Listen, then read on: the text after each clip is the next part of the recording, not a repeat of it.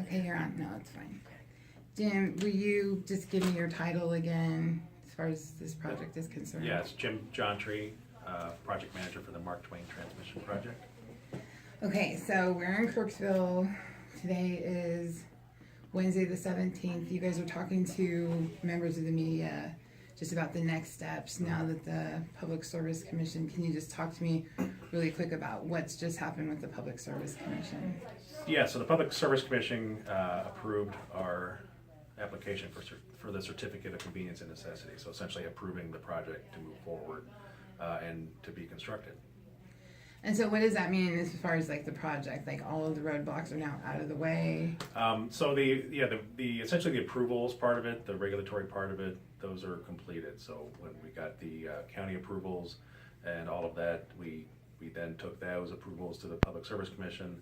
Public Service Commission then granted us the certificate which approves the project. And so there are no other technically approvals to be done. Next steps for us though are to reach out to landowners and begin discussing the project with them. And that will happen in the next 2 weeks here in January and starting in February. And so that's really our next step, is to begin those conversations with the landowners. So are you guys talking to them all at once, all five counties? Yeah, I mean, we will have agents in all 5 of the counties that are affected here. We have a really great staff of real estate professionals, and they will be contacting them and setting up meetings and working with them however the schedule works for them. But yeah, you'll see those contacts start happening in the next 2 weeks. Okay, so for 2 weeks you'll be making initial contact, and then how long does the process take?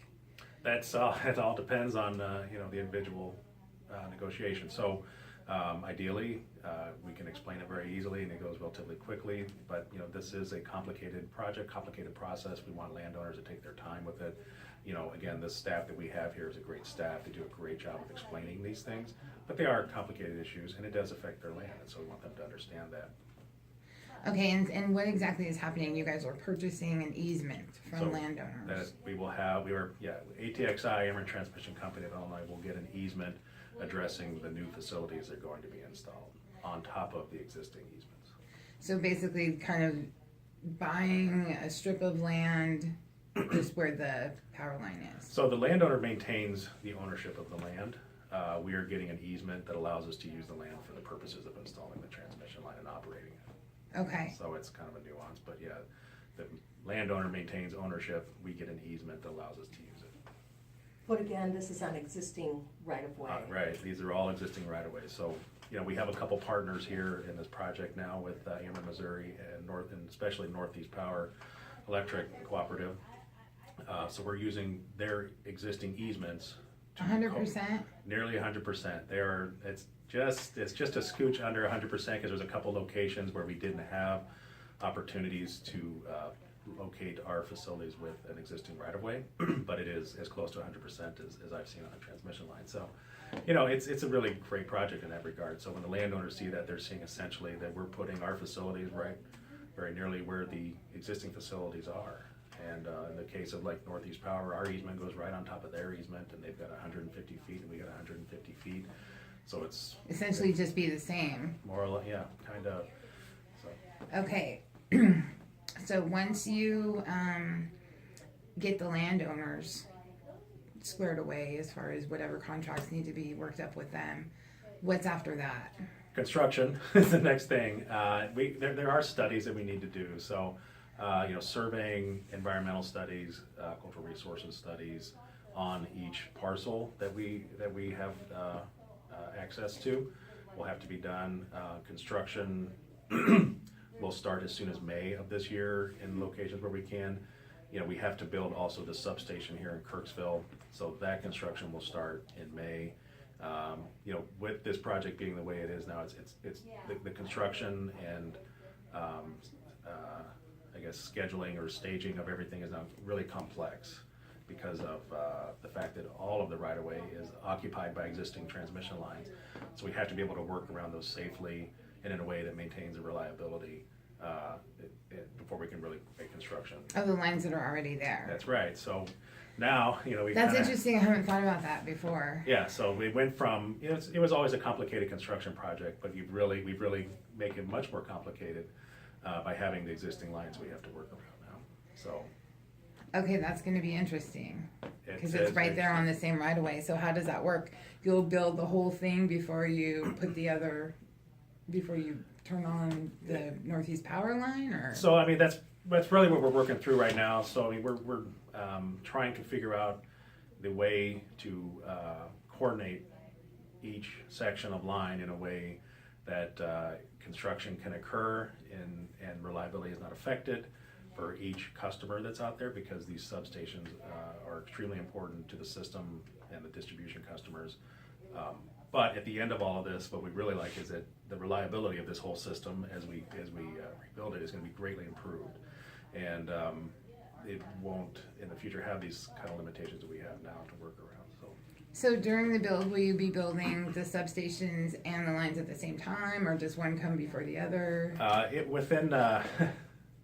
I'm getting too far.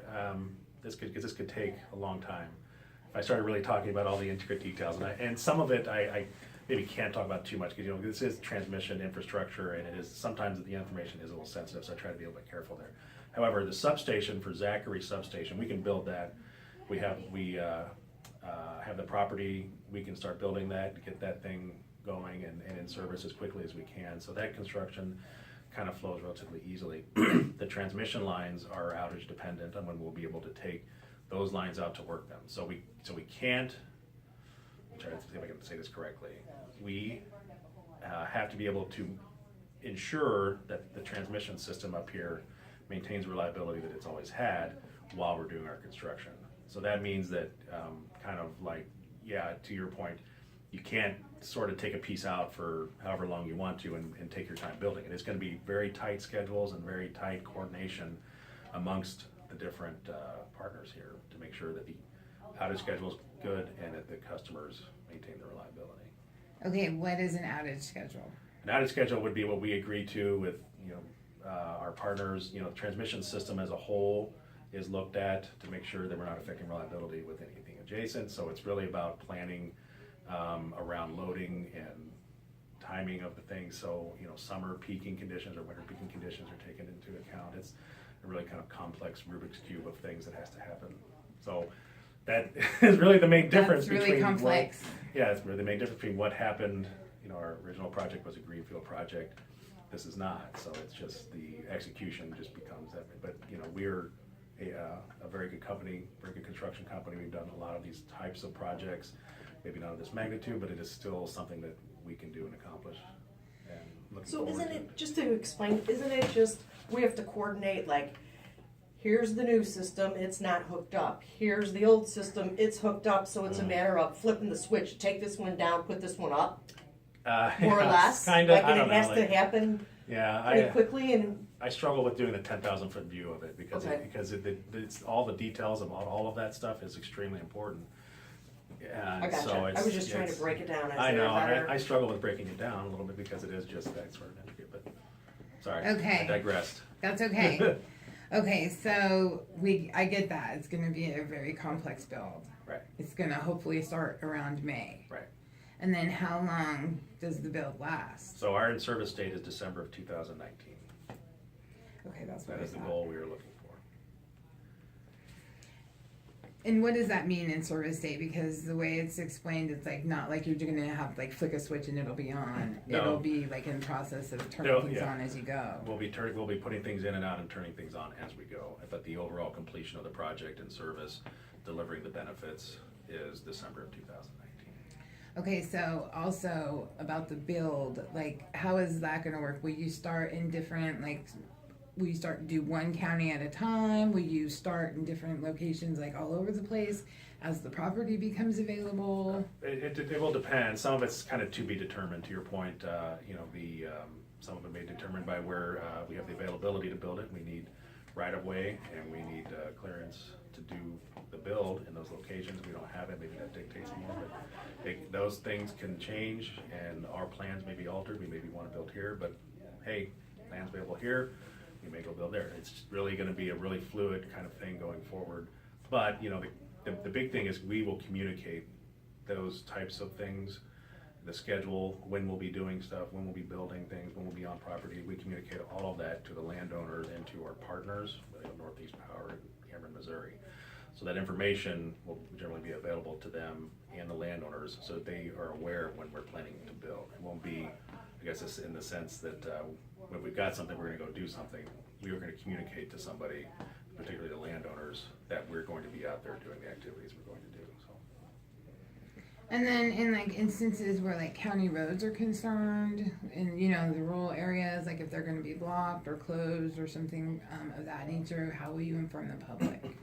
So we're going to work with the county commissioners as we start to develop the actual scheduling construction. We'll have contractor partners on board then, and what we've looked at is what we think are the roads that we'll need to use. Now our contractors are required to keep roads open, so there shouldn't be impacts. If they are, temporary. For example, if we have to pull wire across a road, we may have to temporarily shut a road down, but we'll communicate all of that to the county commissioners that they're aware. It's a good point that we could have a good way to ask. I was just gonna say, yeah, that would be great. Like if we can help in any way, we can do that too. That would be very useful. Especially like if you're starting in May, which is planting season still in some, and so a lot of those back roads get a lot of traffic and things with big like tractors, and they're gonna want to know. I don't know if that we do a thing with MoDOT. A lot of times they'll send us like what roads are going to be affected for the next week or two or whatever, and we'll put that online or put it in the paper, so at least That's a good takeaway. because it doesn't affect like a ton of it. There's not a ton of us out here, especially in Knox. We're probably the lowest populated county that you're going through. But as far as like farming, the farming community, you know, there's no way for you to know which ones need to go take their tractors and things. That's true. So yeah, you know, we will have people on the ground working in the area, and we'll have those numbers available to the landowners, and you know the other stakeholders in the area, county commissioners, road people, stuff like that, so that we can communicate with them if there's an issue and address it as soon as we can. Yeah, the two things I can really think of would be spring and fall. You know, planting and harvest, and since you're gonna, that's really. You're going to affect that, right. Because you're out in crop area, you know, farmland. That's fair. So, but that'll be all part of that good landowner communication that you know, trying to really. We're really are pressing that to our, especially with the land, with the real estate agents, that they get that and understand it, and they're going to be a really key piece to that. Then our construction folks, again, their contact information will be provided so that landowners can work with them. If there's any questions or concerns, all that contact information will be available to them. Okay, so it's like from May, hypothetically, if it starts in May and ends in December, a year and a half later, will that? So we just don't know if it's gonna like start in one place and move across, or if it's gonna start everywhere and go up all together at the same time. I would guess that you will see us probably focus in one area or another. You know, as the next parts unfold, that'll probably give us a little bit more information about which areas we're going to focus on first. But you know, the critical piece will be getting, you know, our substation energized and getting that in service. That will really help with the outages on the other parts. But you know, like I said, literally every day we talk about the outage plan, and it seems like something will have to move because of something else, and it's just a really big, you know, thing that's in flux. And I can't really say where construction will start in May 1 of 2018, other than at the substation. So. How long have you been managing these kinds of projects? I mean, I've worked in this industry for 20 plus years. Mostly I did substation design, and I did substation construction management. This scale is my first one, probably this scale, construction-wise. But I've ran similarly sized and scope, like length-wise projects for this too. Is there anything different, like nuance-wise, about this project and some of the other projects that you've worked? Yeah, well, yeah, there are. You know, the fact that it is co-located as much as it is, and the fact we have, you know, two different utilities, Ameren, Missouri, and Northeast Power that we're coordinating with, and then the outage is around those, or probably the nuances that are different on this one a little bit. Outages are usually a bit more simpler, but it's okay. So you've been kind of a project manager in limbo for, when did we start this, 13? So I was assigned in 2013. Okay, And I so- can't remember if it was well, 13 or 14. What I was telling Lori is I stopped counting years and started counting the number of children that team members had over the years on the project, but I probably shouldn't have said that on that. It's okay, All right. it'll be Edit all that right. So yeah, that's 5 long years.